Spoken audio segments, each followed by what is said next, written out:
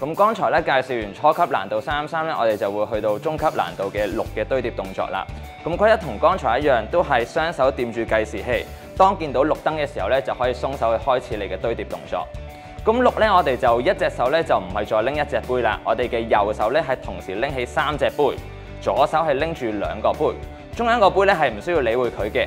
咁首先我哋左右手咧就各放一個杯喺中間嘅左右兩側位置。然後第二層一樣啦，都係左右手各放一個杯，剩低一個杯咧就放上頂度。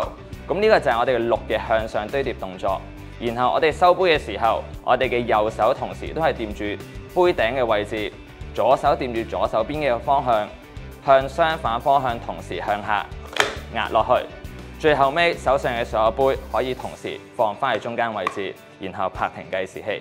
咁呢個就係我哋嘅6嘅中級難度堆疊動作嘅示範。